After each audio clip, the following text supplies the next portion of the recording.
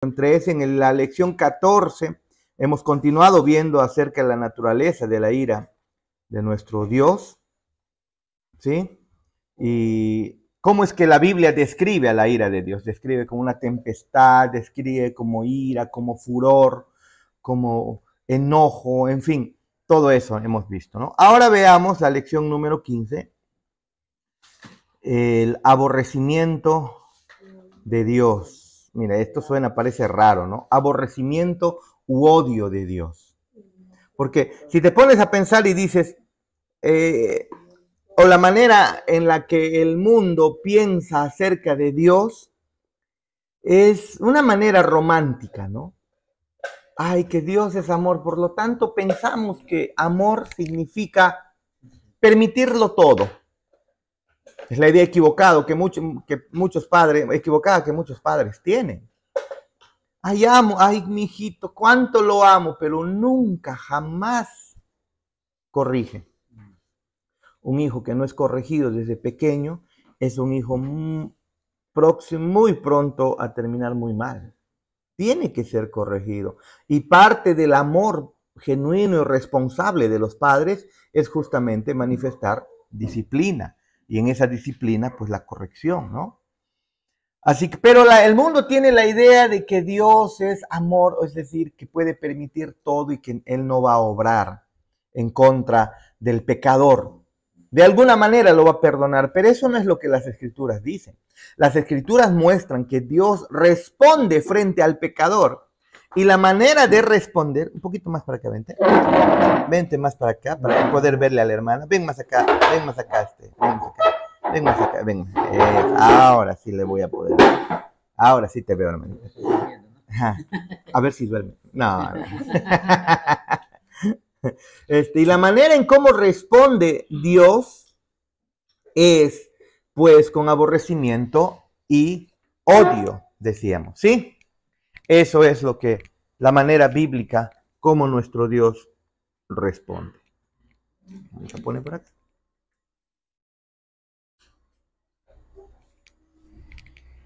Cosa que yo me pongo para acá, para verla más. Ahora sí. Igual un poquito más. Ahora sí, un poquito más, hermanita. Un poquito más para acá.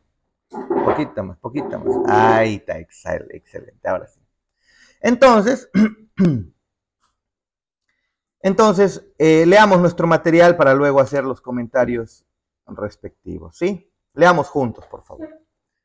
Muy cercano a la ira o el enojo de Dios está su aborrecimiento u odio, tanto al pecado como al pecador. Muchos dicen, Dios aborrece el pecado, pero ama al pecador. ¿Qué creen ustedes? ¿Eso es cierto? No es cierto. Aunque eso es lo que el mundo piensa. El mundo piensa, la persona natural piensa que Dios aborrece el pecado. Lo detesta. Pero al pecador, lo ama. La Biblia no dice eso. ¿Sabes por qué? Porque Dios no envía al pecado al infierno. Dios envía al pecador al infierno. Así que esa idea romántica, Dios aborrece el pecado, pero ama al pecador, no es un concepto o una idea bíblica, ¿sí? Sigamos. Otras dos palabras que se usan en asociación a esta disposición divina hacia el pecado son detestar y abominar. Detestar y abominar, es decir, Dios abomina, Dios detesta, Dios odia, Dios aborrece al pecador y a su pecado. No se olviden, por favor. Todo pecado le causa a Dios un aborrecimiento. Ahora, por si acaso es necesario recordar lo siguiente. Porque nosotros pensamos que, como dijimos al principio, que cuando se ama, pues tú eres permisivo con todo. Tú puedes permitir todo. Pero la Biblia nos demuestra, y la lógica misma nos demuestra, que para amar, como ya lo mencioné muchas veces, para amar tienes que odiar. El amar implica odiar. ¿Sí o no? Tú no puedes decir que amas algo si tú con la misma intensidad que amas algo, no odias lo opuesto a eso que dices amar. No, no puedes. Sería incongruente, sería hipócrita, sería falso. ¿Alguien más está ingresando? Ahí está mi madrecita. Por fin, madrecita. Lección 15, madrecita, rapidito, 100, página 105. Sigamos. Voy a mutear tu micro, ¿sí? Ahí está. ¿Dónde estás? Ok. Entonces, les decía que para amar hay que odiar. ¿Cómo ve ese concepto, hermana Marielita? ¿Le parece coherente que para amar hay que odiar? Medio extraño, ¿no? ¿No, ¿no, Claudita? Pero miren esto. Si tú dices amar la verdad, obvio que tienes que odiar, aborrecer con todo tu ser, ¿qué cosa? La mentira. ¿Se dan cuenta? Tú no puedes decir que amas la verdad si tú con la misma intensidad con la que dices amar la verdad, no odias la mentira. La mentira debe ser odiada, aborrecida, si es que realmente amas a Dios. Dile, amas la verdad. Por ejemplo, en el caso de los varones o las mujeres, cuando nos casamos, ¿no? El hermano no puede decir que ama a su mujer, el hermano Ángel, si con la misma intensidad, en el sentido marital me refiero, no aborrece u odia a todas las demás mujeres. Estoy hablando en el sentido marital. No estoy hablando en el sentido de familiaridad, de amistad, ¿no? Pero si ama a su mujer como esposa debe necesariamente aborrecer a toda otra mujer. ¿Se dan cuenta? De la misma manera, la hermana Ana, si dice amar a su esposo, con la misma intensidad debe ahora odiar a todo otro varón como esposo. No, estamos hablando en el sentido de no aceptar, por ejemplo, un beso. Ama los besos de su amado, ¿no? De su caballero, ¿no? De su ángel, bien ángel. Por lo tanto, debe con la misma intensidad, así como recibe sus besos, estar dispuesta o rechazar el beso de cualquier otro. Es decir, en ese sentido, ama a su esposo y aborrece en el sentido marital a todos los demás hombres. ¿Se dan cuenta? El amar implica odiar.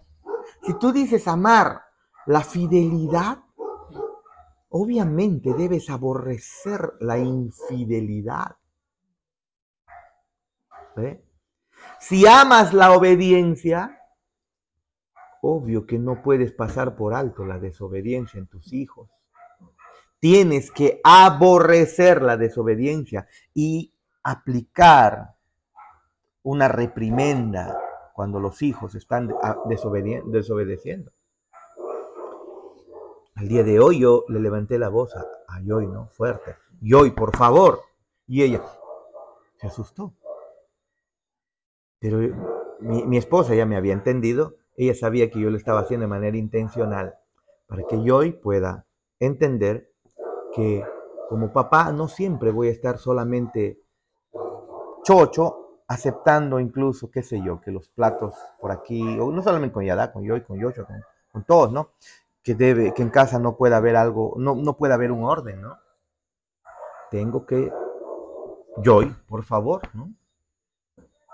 Tengo que reaccionar ante algún pequeño acto simple que vaya en contra de nuestra naturaleza como creyentes, como cristianos, como hijos, que incluyen desobediencia, por ejemplo. A veces una desobediencia simple, ¿no?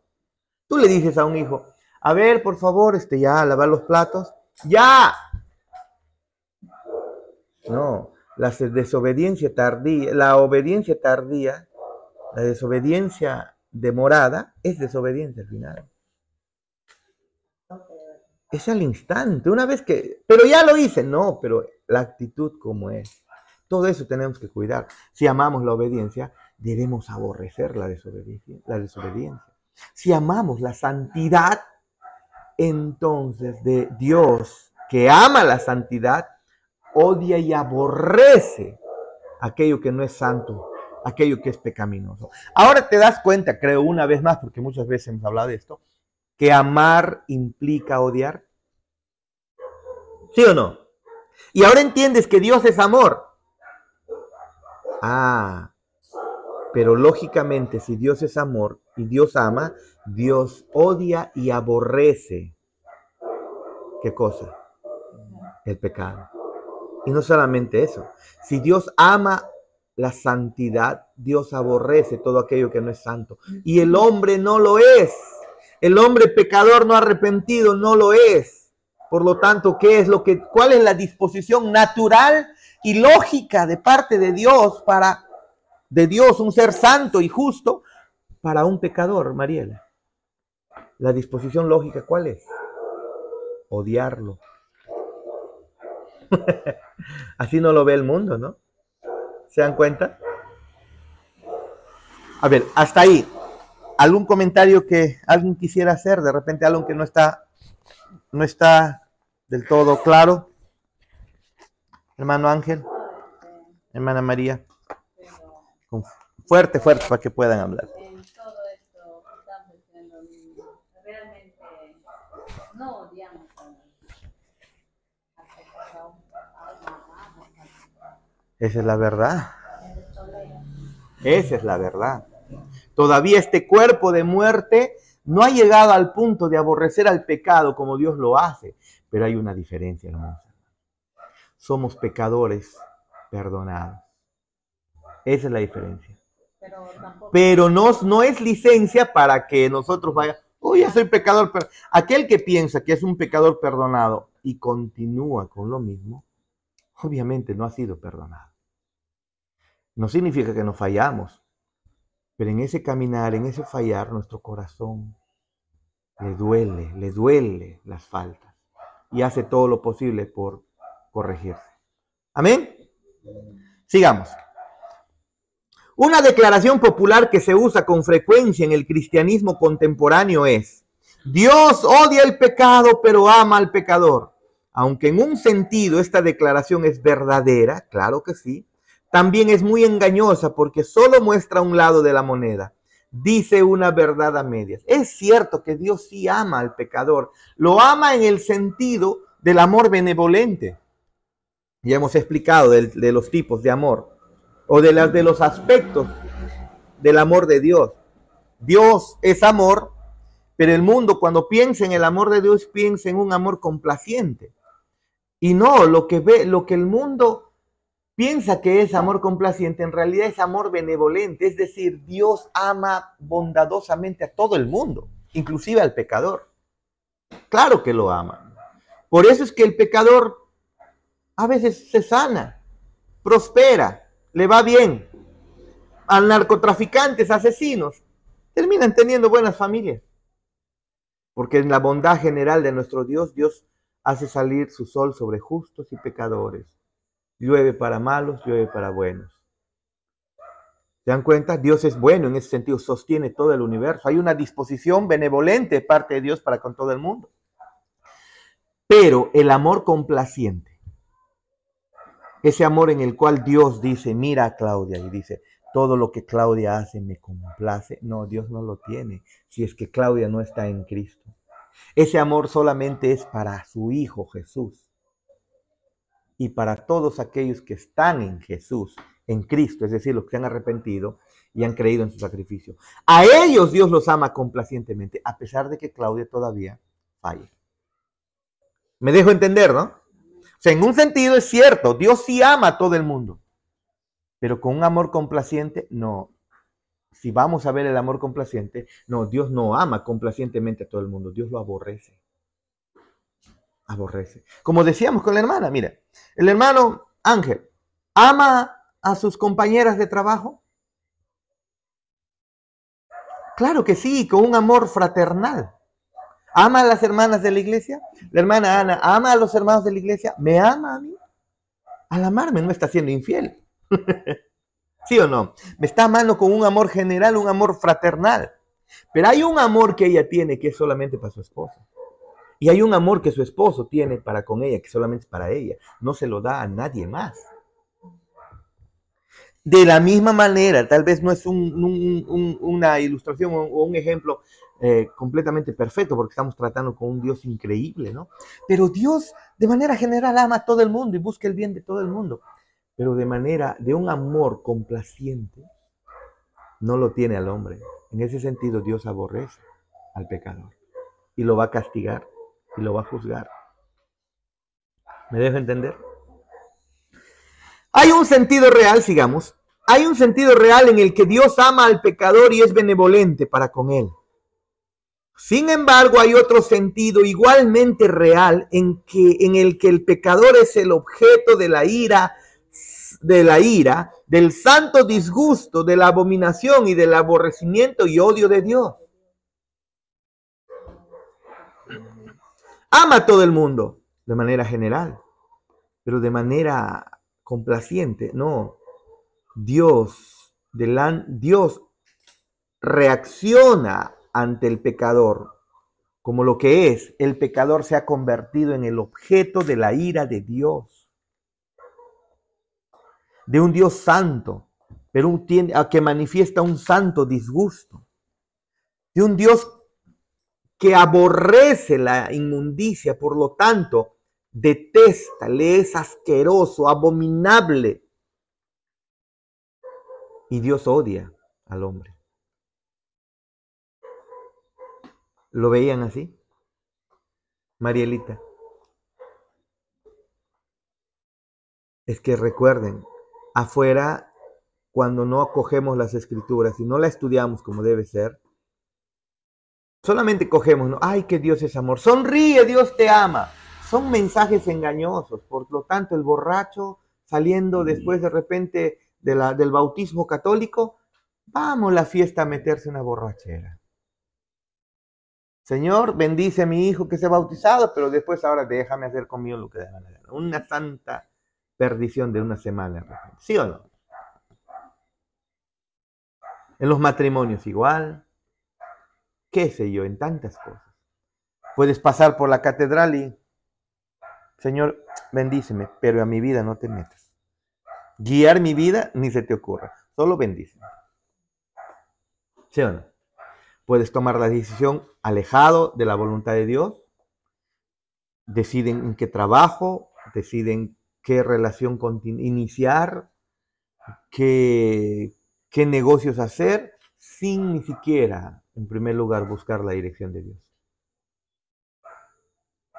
Se casan, tienen hijos, y todo ello sin en primer lugar decir, Señor, ¿está bien este hombre? ¿Está bien esta mujer? ¿Está bien este sentimiento que estoy teniendo? ¿Está bien esta carrera? ¿Está bien esto? Sin primero ponerlo en las manos del Señor. Eso es lo que hace el hombre. Señor, bendíceme. Y luego bendice mi desorden. Pero la Biblia muestra que Dios no va a hacer eso. Más bien Dios tiene una disposición en contra del pecador. Y su disposición es odio y aborrecimiento. Sigamos. Las Escrituras nos enseñan que Dios no odia y aborrece solo al pecado. Más bien esta disposición también se extiende hacia aquellos que practican el pecado. Debemos entender que es imposible separar el pecado del pecador. ¿Sí o no? Es imposible. El pecado y el pecador están juntos. Están unidos, por así decirlo. Así que, si te das cuenta, Dios no castiga el pecado. Al pecado. Dios no castiga al pecado. A quien Dios castiga es a los pecadores. ¿Sí o no? ¿Se dan cuenta? Es el hombre que practica el pecado, no el pecado como tal. El pecado no es una persona. El pecado no es un ser. El hombre sí lo es. Y el hombre cuando practica pecado, entonces el hombre se convierte en el objeto de la ira de Dios. ¿no? Es el hombre que practica el pecado, no el pecado como tal, el que está condenado a la ira de Dios en el infierno. ¿Quién está condenado a la ira de Dios? El pecador, no el pecado. Tú no le vas a ver en el infierno al pecado, ¿no? Ay, aquí no. No, porque no es una persona. Ayúdame. ¿No? Ay, pobre pecado, pues tú te lo buscaste, ¿no? No, lo que vas a encontrar es a seres humanos, pecadores. Sigamos. Es innegable que la Escritura usa palabras como aborrecimiento y odio para describir la disposición hacia el pecador que no se arrepiente. Es decir, Dios ama de manera general, pero a la misma vez Dios aborrece a aquel que no se arrepiente. Por lo tanto, es imperativo que entendamos correctamente, es un mandato de parte de Dios que podamos entender correctamente la verdad que está siendo comunicada. Muy bien, consideraremos algunos puntos útiles. Cuando te arrepientes también te arrepientes. Sí, pero en ese caso el Señor lo que ahora tiene como todo un padre amoroso es disciplina. Ya no es juicio. Ya no es su ira. Claro, si realmente has nacido de nuevo, si realmente te has convertido, habrá disciplina. Habrá disciplina. Todo pecado no es apático a nuestro Dios. Siempre reacciona, ¿no? La diferencia es que nosotros somos todavía pecadores, pero perdonados. Eso es la diferencia. Todavía fallamos, ¿sí? Muy bien, sigamos. En primer lugar, debemos entender la realidad del odio de Dios. Dios odia, hermanos. Aunque te parezca extraño, Dios odia. El diccionario Webster define odio como un sentimiento de extrema enemistad hacia alguien. Tratar a alguien con hostilidad activa o tener fuerte aversión hacia otro. Eso es odio, ¿no? Detestar, aborrecer o abominar son las acepciones o es la manera como se define el odio en este diccionario, ¿sí? Aunque estas son palabras duras y ásperas, la mayoría, si no es que todas, se usan en las escrituras para describir la relación de Dios con el pecado y el pecador. La Biblia muestra que Dios entonces tiene una hostilidad activa en contra del pecador. Dios tiene una aversión ante el pecador. Dios lo detesta, Dios lo aborrece, Dios lo abomina. Y entonces, ¿qué concluimos? Que Dios lo odia. Dios odia al pecador. No solo al pecado, sino al pecador. ¿Ok? Número 2. En segundo lugar, debemos entender que el odio de Dios existe en perfecta armonía con todos sus atributos. Es decir, sus atributos que hemos aprendido en el primer discipulado. Dios es santo, Dios es justo, Dios es perfecto, Dios es eterno, inmutable, ¿no es así? Dios es amor, tantos atributos.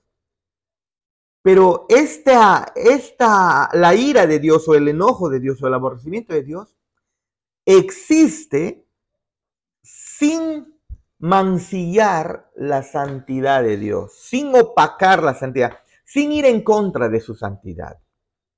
Existe en perfecta armonía con todos los atributos, con todo lo que Dios es. Es decir, Él cuando manifiesta odio, Él no se hace un Dios malvado. No. Cuando Él manifiesta odio, Él no se hace un Dios tirano. Cuando Él manifiesta odio, ese odio es santo, ese odio es puro, ese odio es perfecto, ese odio es justo. Ese odio no va en contra del amor de Dios. ¿Y cómo miraríamos el odio, la ira de Dios con Noé cuando hizo el diluvio, por ejemplo? Ahí él se enojó.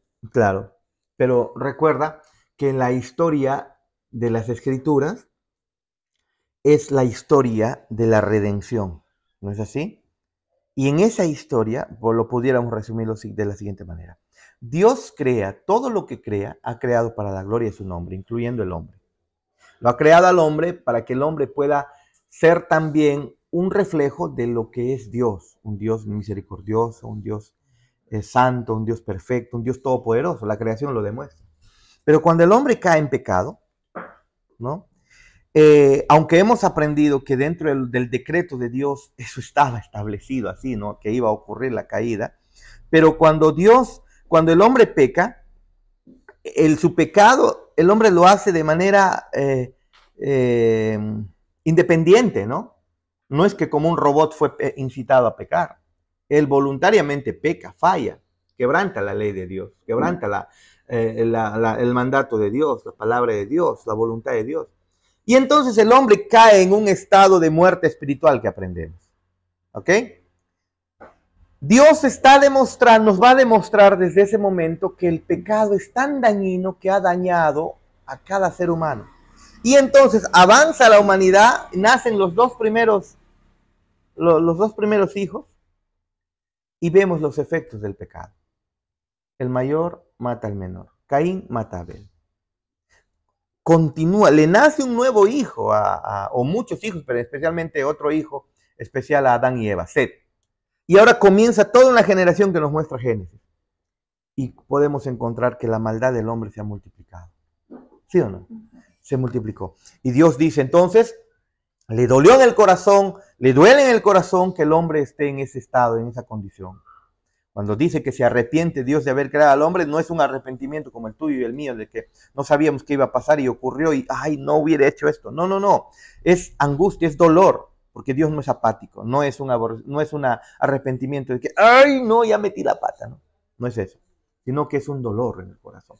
Le duele entonces y dice, pero como la meta es la redención, la gloria de su nombre y contar la historia al universo entero, entonces nos va a demostrar que el pecado es tan dañino. Y cuando la maldad se ha multiplicado, Dios decide destruir la humanidad.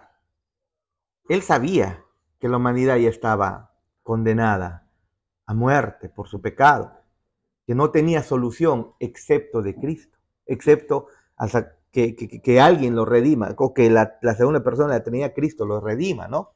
Pero entonces nos va a demostrar Dios que el pecado es terrible.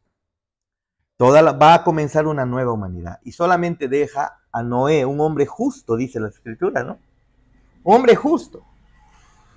Delante de los hombres y delante incluso del Señor, ¿no? Pero no un justo en el sentido perfecto. Porque cuando destruye toda la humanidad, Noé y su familia quedan 8 personas y va a comenzar una nueva humanidad. Nos damos cuenta que de un hombre justo y bueno, otra vez se multiplica la maldad. ¿Se dan cuenta? Dios en su ira está descargando una ira pequeña, simple y leve, sencilla sobre la humanidad con el diluvio. Pero está aborreciendo el pecado y lo está demostrando. Su justicia está activa todavía. Pero no es una justicia perfecta, si te das cuenta, Claudia. Porque el hombre no solamente debe morir en el sentido de cesar biológicamente. El hombre debe ser condenado para siempre. Y Dios está permitiendo que la humanidad todavía avance. Y todavía con la promesa de que vendría el Mesías. ¿Dios aborrece el pecado? Claro que sí, lo demostró ahí incluso con el mismo Caín. Lo demostró con los otros seres humanos que luego vinieron y que se hicieron malvados, de manera más drástica con Noé. En la misma Torre de Babel, Dios no tiene comunión con el pecado, Dios actúa en contra del pecado constantemente. En ese sentido, Dios odió a esa humanidad malvada y lo mató, ¿ves? Pero de un hombre justo, otra vez la humanidad se multiplica, dándonos a entender que en ese tiempo el castigo era diferente, ¿no? Porque en ese tiempo Dios, cuando se enojaban, se iraba, Él los mataba. Mira, lo que pasa es que en la historia de la redención, historia de las escrituras que encontramos, nosotros tenemos momentos circunstanciales, momentos especiales. Por ejemplo, los carismáticos, los pentecostales atribuyen de que Dios todos los días debe hacer con tu vida, debe hacer cosas sobrenaturales. Y sí están ocurriendo cosas sobrenaturales, obviamente, pero no son esos de que, por ejemplo, tú caminas por la calle y tu sombra está sanando a un enfermo, tu hijita se pone mal y en el nombre de Jesús, Kerem se sana y Kerem se sana. O sea, los carismáticos atribuyen que si Dios es un Dios todopoderoso y piensan que Dios, su manera de actuar es con cosas sobrenaturales y cosas de ese tipo diariamente. Pero nosotros vemos que el bloque sobrenatural, hay varios bloques sobrenaturales en las escrituras, y después, entre el intermedio de esos bloques, la vida transcurre de manera natural.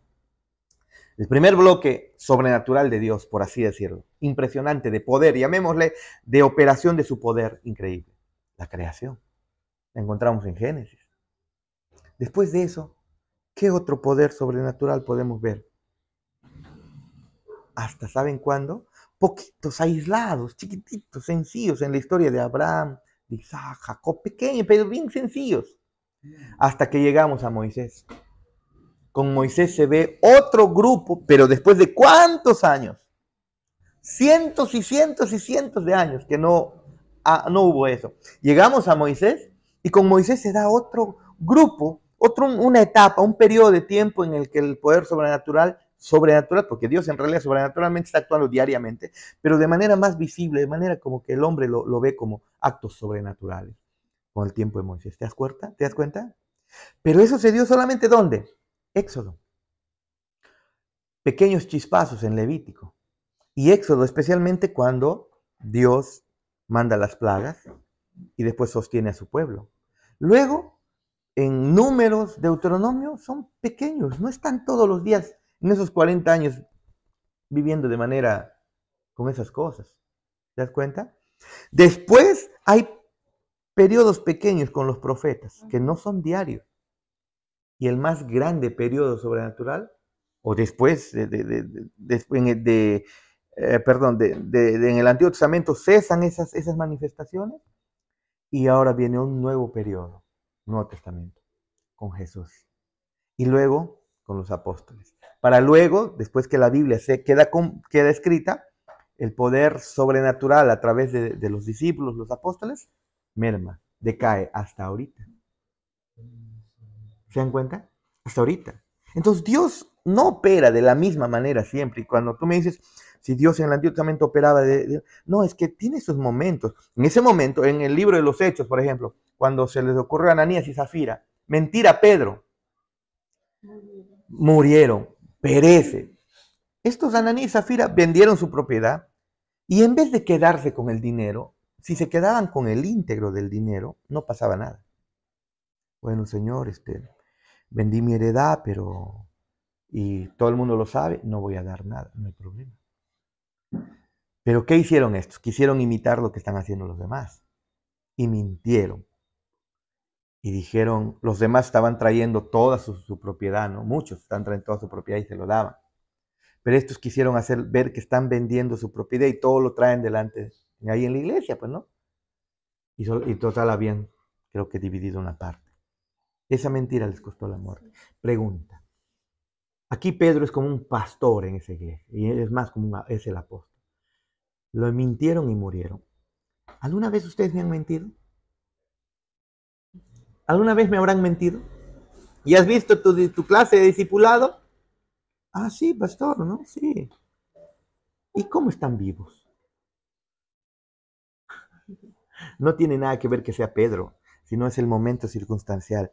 Se estaban poniendo fundamentos sobre la iglesia, fundamentos para la iglesia, y no se estaba permitiendo esas cosas como mentira. Mentira como parte del fundamento de la iglesia, ¿no? A eso. ¿Amén? Creo que responde la pregunta, ¿no?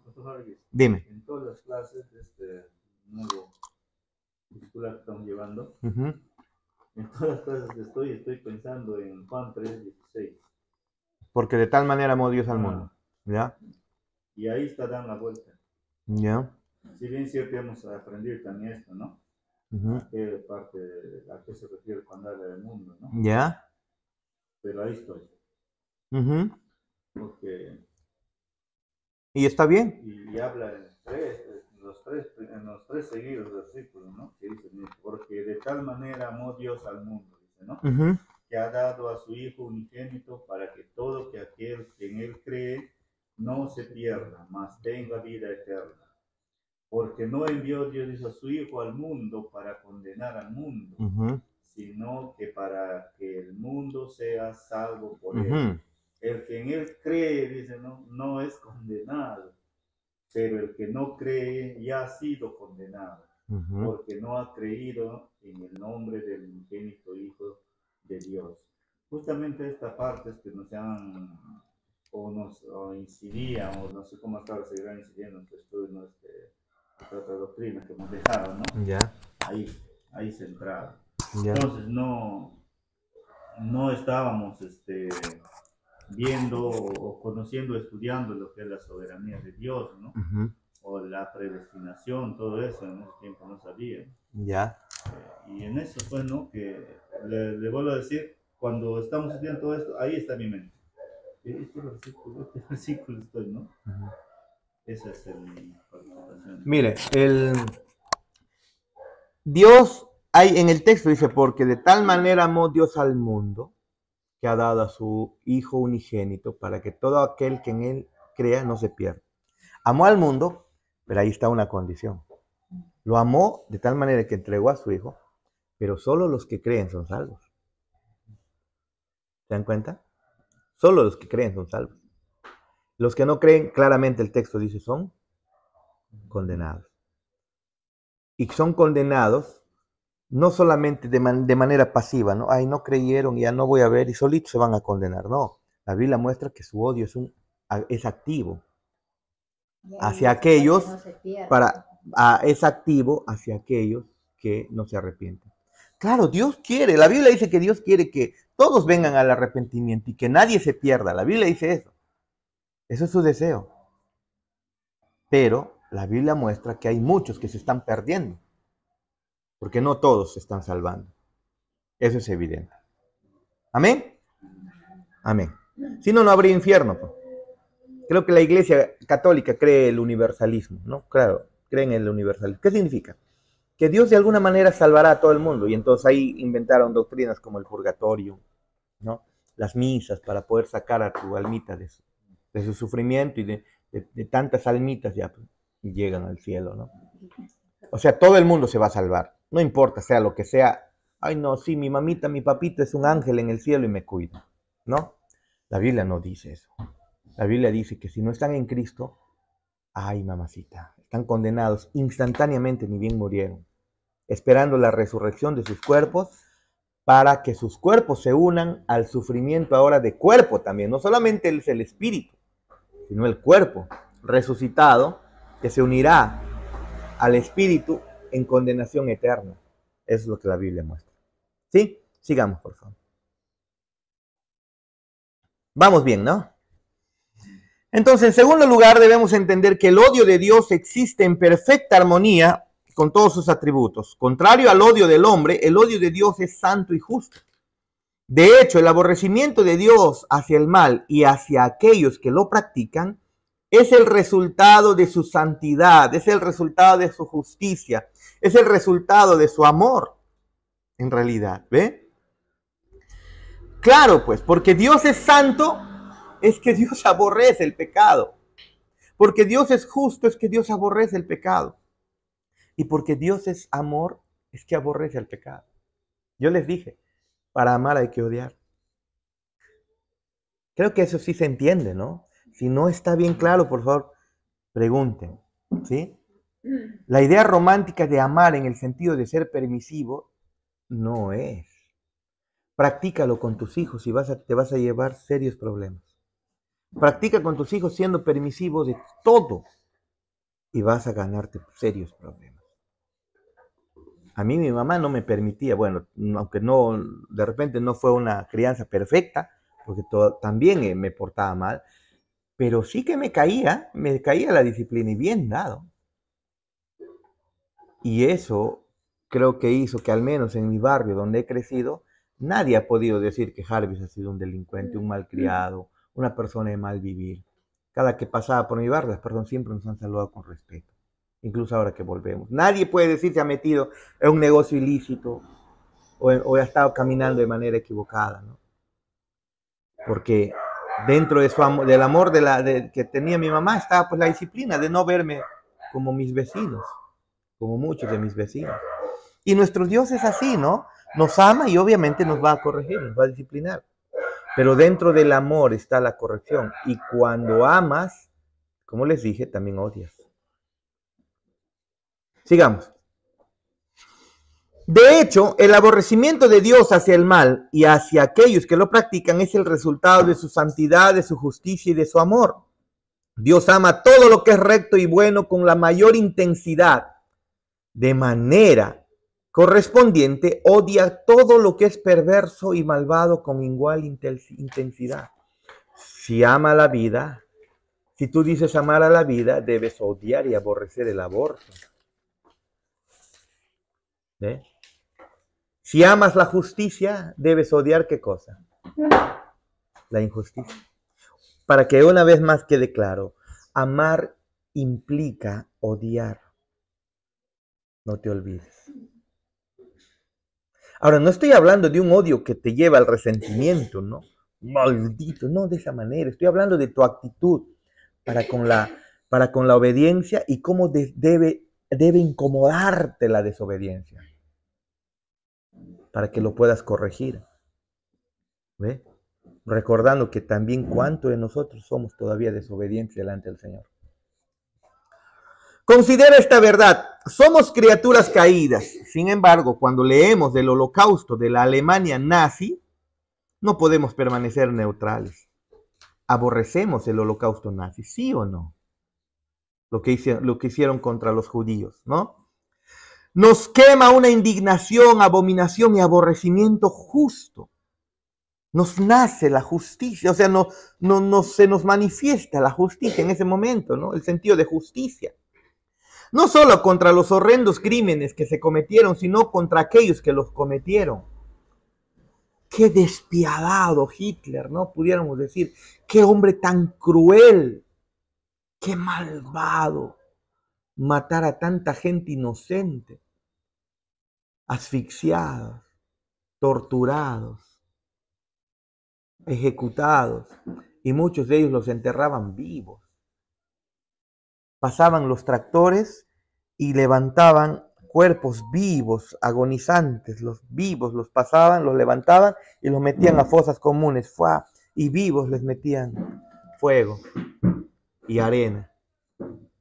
¿Te imaginas? Niños. Obviamente que nos causa eso una indignación, ¿no? Sigamos.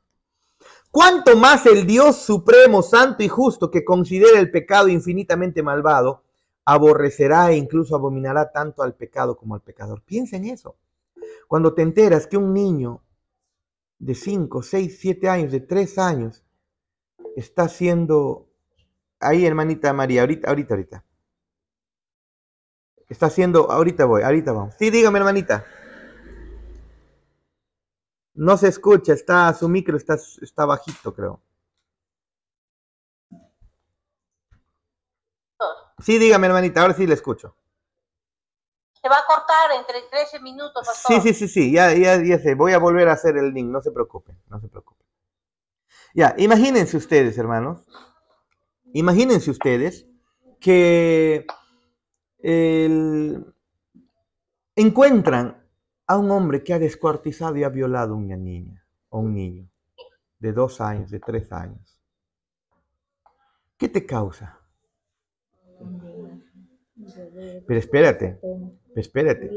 Tú y yo nadamos en el pecado diariamente. No estoy diciendo que estamos haciendo esas cosas, pero hermanos, el otro día, por ejemplo, mandé un mensaje al grupo de la iglesia, ¿no? Cuando los muchachos están trabajando en mi casa sacando bambú, ¿se acuerdan? Mandé foto y puse ahí mi primera chamba, ¿no? Mi primera chamba y símbolos de canción, de música, ¿no? Porque los muchachos yo les escucho hablar, pero, ay, mi primera chamba, dicen, ¿no? Pero creo que ayer se me ocurre, creo que hasta aquí lo busqué, ¿no? ¿ese qué? Porque parecía que la canción continuaba. A ver, ¿qué es esto? ¿De dónde viene? Y mi primera chamba es una canción que al final tiene lenguaje malcriado más adelante. Mi primera chamba, y comienzan a hablar disparate más adelante, ¿no? Fue creado por una voz artificial. Ah, no sé, no Él sé. se lo sabe todo. pero, y ¿saben qué? Y con eso nos matamos de risa. Nosotros vivimos en medio del pecado, no nos afecta mucho. Nadamos en medio del pecado. Pequeña, como dice, mentirita piadosa, a veces ni nos afecta, ¿no? Vemos cosas, observamos cosas y a veces las pasamos por alto, que son pecados. Siendo personas que vivimos y nadamos en medio del pecado, nos indignamos con actos de pecado, ¿no? ¿Cuánto más un Dios santo que no puede ni ver el pecado, no se va a indignar en contra de un pecador? Piensa, si tú lo haces, ¿cuánto más un Dios eternamente santo y perfecto? Creo que ahora puedes entender un poquito por qué Dios aborrece al pecado y al pecador. Sigamos. En tercer lugar, debemos entender que la verdad de la ira de Dios y el odio hacia el pecador no es una negación de su amor. ¿Por dónde tienen este enchufe? ¿Allá atrás? Pero no he traído. Hermano, vas a tener que entrar a tu... Prepara en tu celular un Meet.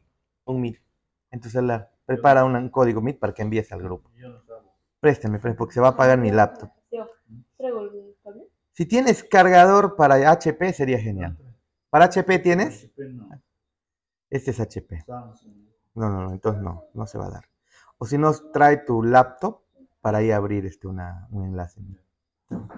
Rápido, tráelo. Porque se va a morir mi batería. Tengo 13 minutos nomás tengo. 13 minutos nomás tengo. A ver, vamos a hacer lo posible para que avance. Igual ya se va a cortar el Meet y voy a tener que... En 9 minutos. Tenemos 9 minutos, hermanos. Sigamos, por favor. Entonces ahora podemos entender cómo es que Dios aborrece y odia al pecador. Si nosotros nos indignamos con actos de injusticia, ¿cuánto más nuestro Dios, siendo pecadores, ¿no? ¿Cuánto más nuestro Dios que es santo? En tercer lugar, debemos entender que la verdad de la ira de Dios y el odio hacia el pecador no es una negación de su amor. No. Debido a la santidad, rectitud y justicia de Dios, su ira está sobre el pecador que no se arrepiente, dice Juan 3:36. Miren, Juan 3:36. Escuchen, por favor.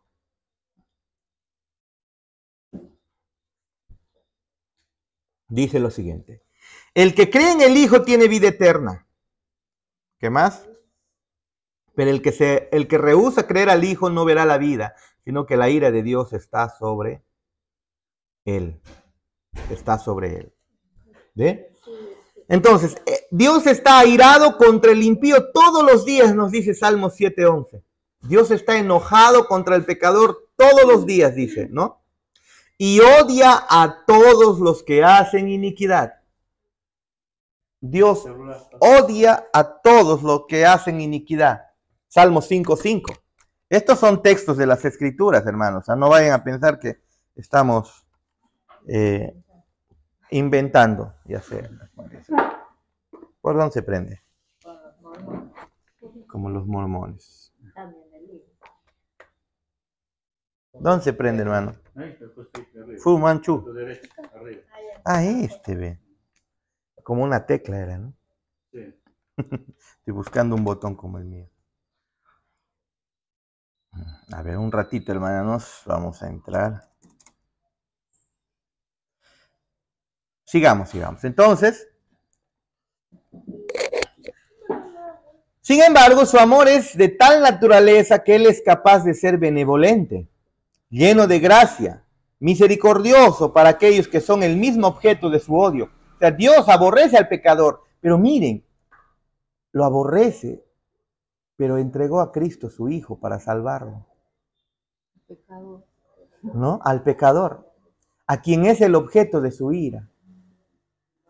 Tú y yo somos el objeto de la ira de Dios, pero mira, no lo dejó así, entregó lo más preciado que tenía, su mismo Hijo para salvarnos. Ah, mira que su odio no es como el tuyo y el mío. Es un odio verdadero, es un odio santo. ¿Ve? Él es capaz, su amor es de tal naturaleza que Él es capaz de ser benevolente, lleno de gracia y misericordioso para aquellos que son el mismo objeto de su odio, y obrar en su beneficio para salvación. La santidad y justicia de Dios, ¿no?, arden en contra del pecador. Sin embargo, con una mano su misericordia detiene su ira y con la otra atrae al pecador para ser reconciliado a través del Evangelio. Él dice que es lento para la ira. Tiene ira y lo va a descargar completamente. Pero la está retrasando, manifestando su amor. ¿Ve? Sírvete. Después dejas un sol por cada uno nomás. Mentira, estamos bromeando. No es lento para la ira. Y grande en misericordia, dice las Escrituras. Exacto, desea. Aunque no todos se van a salvar, pero su deseo es ello, ¿no? Por eso es tan paciente. Víctor Alvarado. A ver. ¿Sí tienes para mí de acá, no, hermano?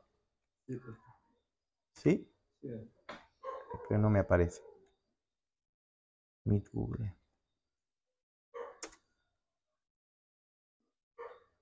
A ver. Estamos creando, hermanos, del internet, ¿sí? Por favor. Ahorita ya se va a cortar seguramente. Estamos creando de una vez el enlace. Creo que está lentito.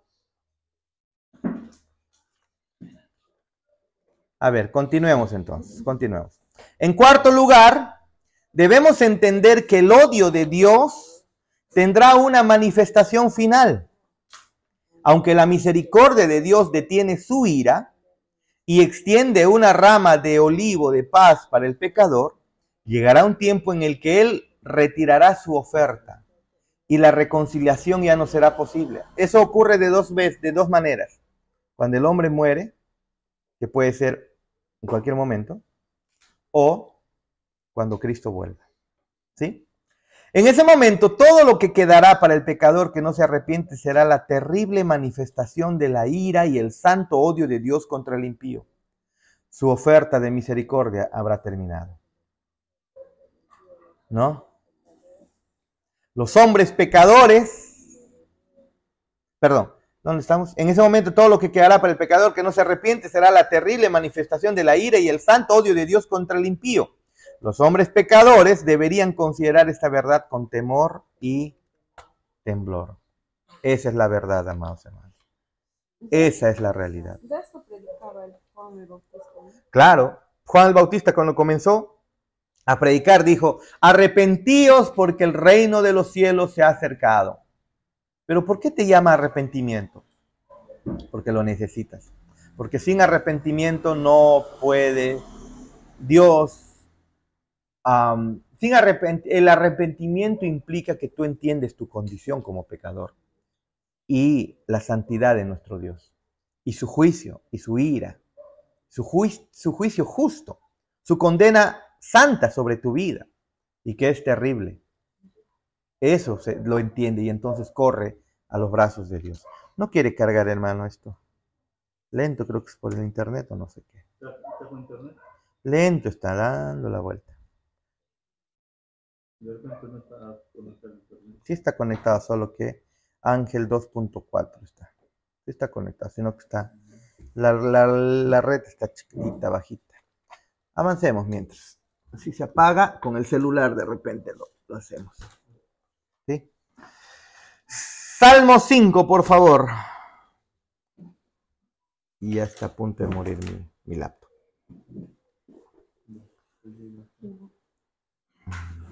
Dos minutos también se muere la clase. Salmo 5, por favor, del 4 al 5. Leamos eso.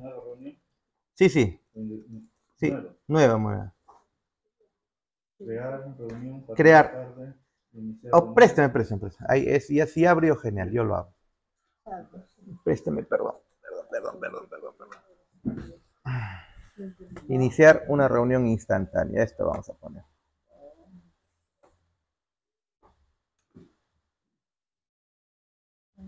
Eso me pasa por no traer mi cargador.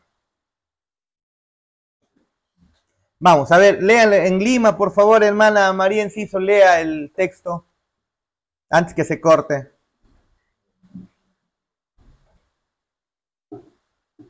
¿Aló, pastor? Sí, léalo. ¿Me escucha? Sí, se escucha fuerte y claro. Ya, Salmo 5. Salmo 5, por Salmo 5, 4. Ya. Porque tú no eres un Dios que se complace en la maldad. El malo no habitará junto a ti. Los insensatos no estarán delante de tus ojos. Aborreces a todos los que hacen iniquidad. Ah, miren. El pastor ya se corta. Sí, ya, ahorita lo cerramos y volvemos, ya volvemos. Incluso se cortó mi laptop también.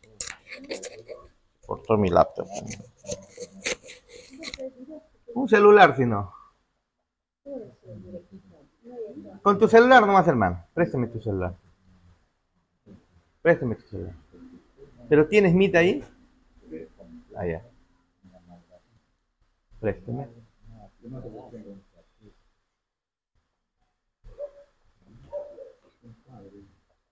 No, acá con esto nomás.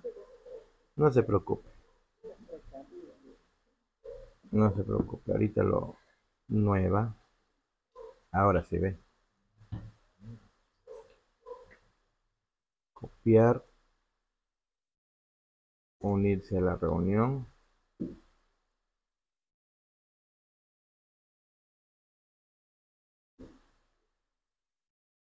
Unirse.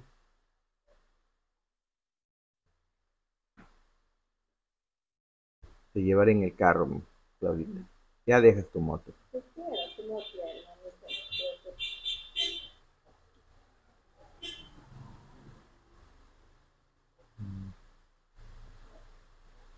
Menú, control de pantalla, ajustes.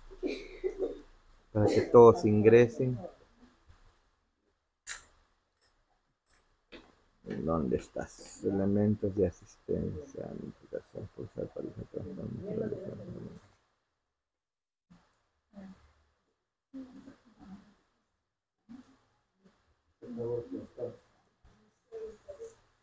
Invítenme a ver un hito suelto. A ver, está rico, Ahí está.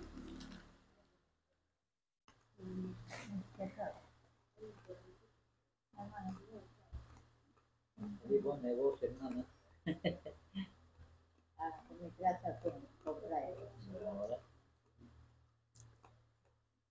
Ahora, 50 soles de kilo. Medio kilo de un cuarto.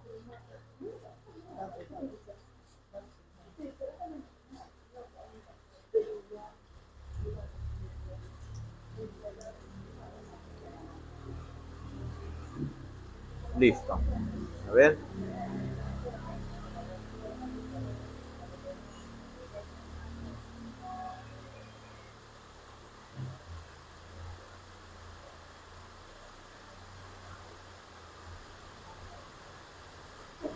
Sí.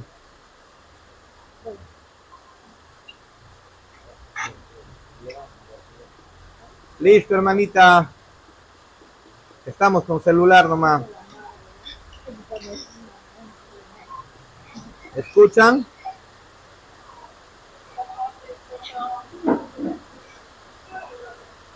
Ha comenzado una lluviaza acá ahorita. Una lluviaza muy brava.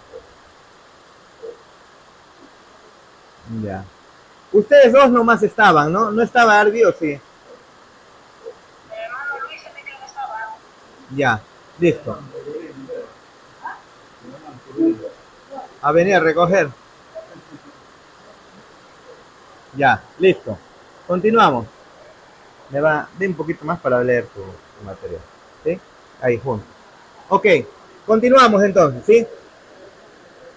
Entonces, Salmo 5, ¿qué nos dice? Por favor. Porque tú no eres un Dios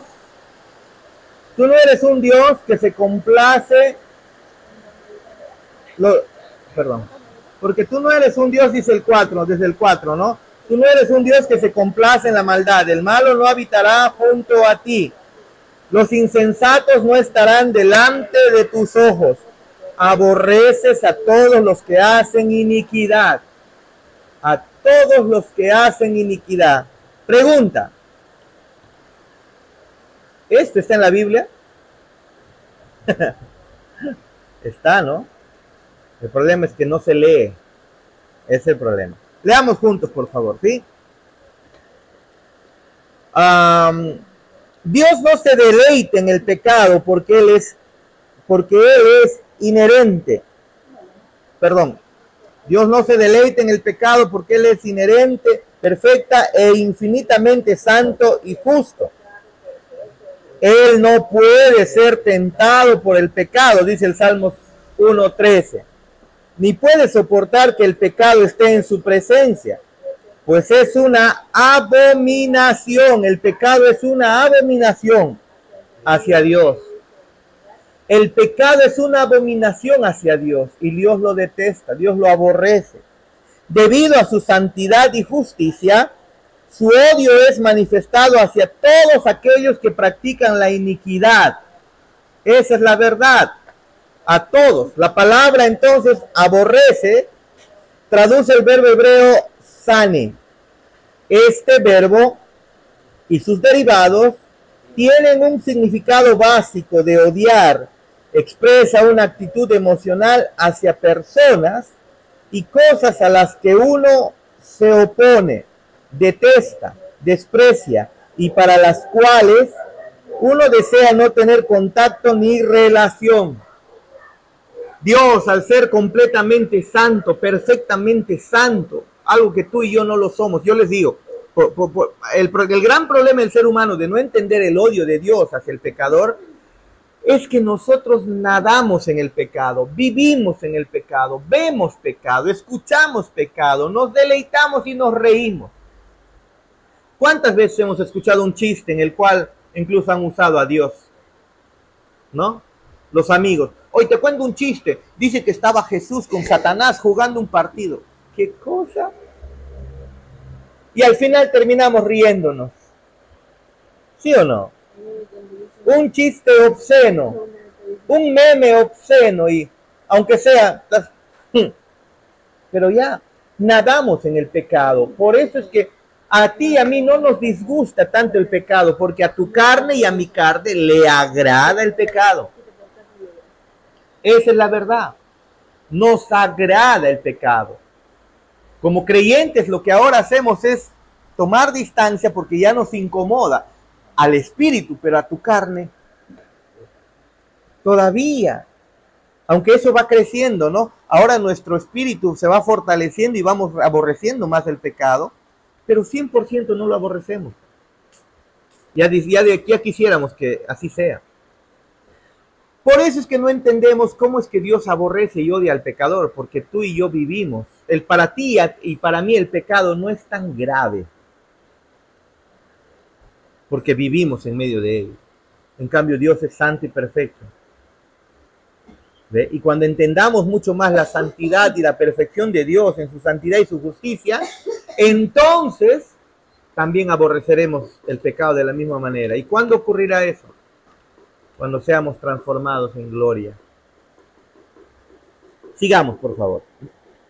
Por lo tanto, es lo opuesto al amor. Mientras que el amor atrae y une, el odio separa y mantiene distancia. La persona que odia y la persona odiada se consideran enemigas o enemigos o adversarios y se consideran odiosas y completamente desagradables para nuestro Dios. Esa es la realidad, hermanos. Esa es la verdad. ¿Sí? Aquí es mucho más fácil, ¿eh? Salmo 5. Salmo 5. Vamos, sigamos juntos. Salmo 5. El mismo Salmos que hemos leído, ¿qué es lo que dice? ¿No? Que los insensatos no estarán delante de tus ojos, aborreces a los que hacen iniquidad, ¿no? Que él no se deleite en el pecado.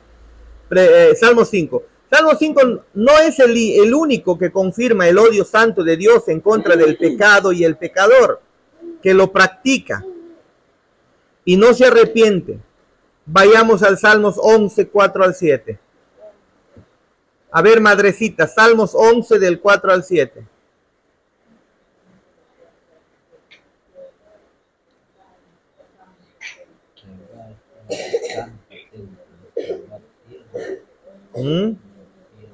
¿Qué dice? Ajá, 11 del 4 al 7. Jehová está en su santo templo. Ok. Jehová tiene en el cielo su trono. Ya. Sus ojos, sus párpados examinan a los hijos de los hombres. Jehová prueba al justo, pero al malo y al que ama la violencia, su alma los aborrece. Sobre los malos hará llover calamidades, fuego, azufre y viento abrasador. Será la porción del cáliz de ellos, porque Jehová es justo y ama la justicia.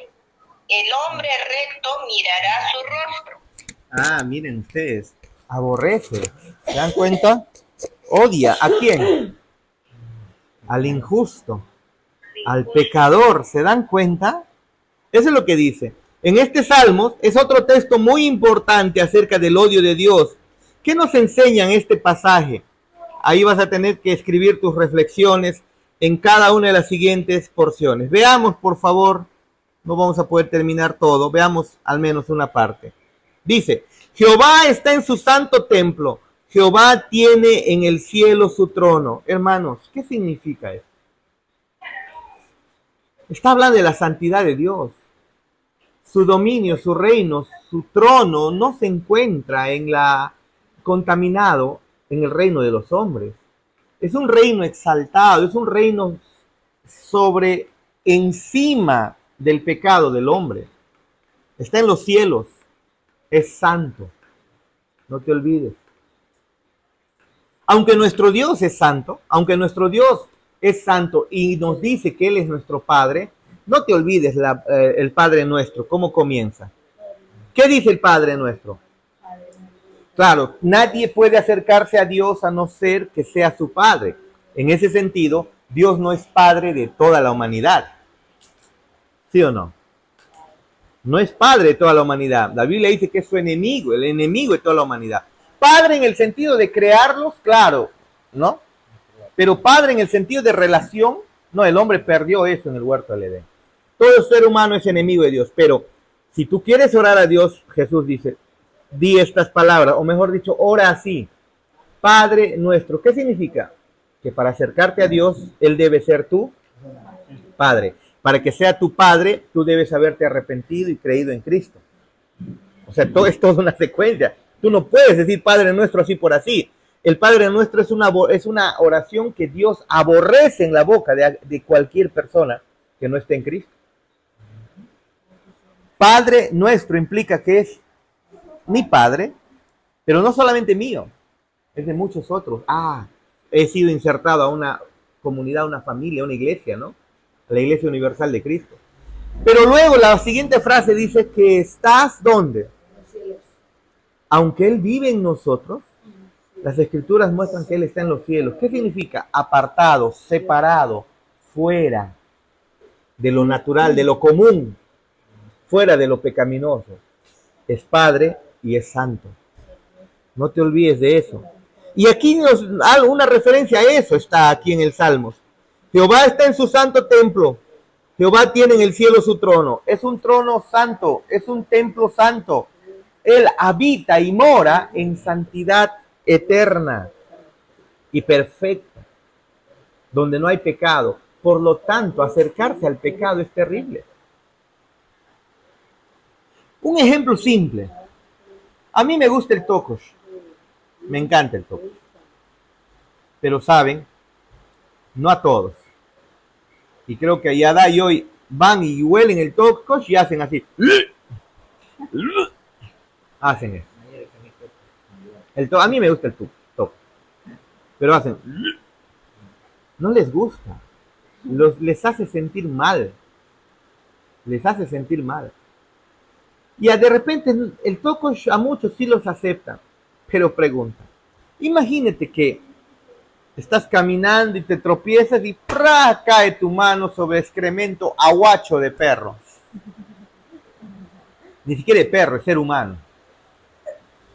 y luego vas a dar tu mano y lo miras ahí. Porque tú no estás acostumbrado a la inmundicia como los cerdos, como los perros, como los buitres, a ti no te da ganas de vomitar. Diré, tú no estás acostumbrado, a ti te da ganas de vomitar. Tú lo aborreces, lo detestas, porque no vives en medio de la inmundicia. Pero hermanos, los indigentes, los que viven en medio de la basura, ellos sacan en medio de los pañales que están ahí botados en el basurero, están sacando comida en medio de excremento. Así andan.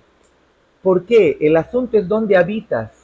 ¿Estás en comunión con la limpieza o con la inmundicia? Piensa que Dios vive en comunión con la santidad, vive en un estado de santidad, de perfección, donde la inmundicia no cabe. Y cuando el hombre peca, obviamente va a haber una reacción, y es aborrecimiento y odio. ¿Me dejo entender? ¿Amén? Uy, ¿qué pasó? Nos vamos a quedar ahí, hermanos. Leamos la nota final. Aquí se nos comunican dos grandes verdades acerca de Dios. Uno, Él es santo. Y dos, Él es absolutamente soberano sobre toda la creación. Claro, dice su santo templo, es Dios santo. Y luego su reino. Jehová tiene en el cielo su trono.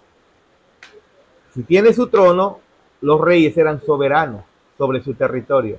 Dios es soberano, santo y soberano, y puede entonces reaccionar como a él le parece en contra del pecador. Y su reacción justa y santa y lógica es aborrecimiento. Preguntas, ahí nos vamos a quedar. ¿Preguntas? ¿Preguntas, hermana María?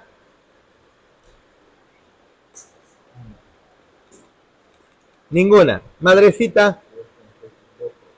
Hermano Luchito. Vamos a orar para terminar, ¿sí? Vamos a orar para terminar. María, hermana María Enciso, diríjanos en oración, por favor, para terminar. Diríjanos en oración, ¿sí?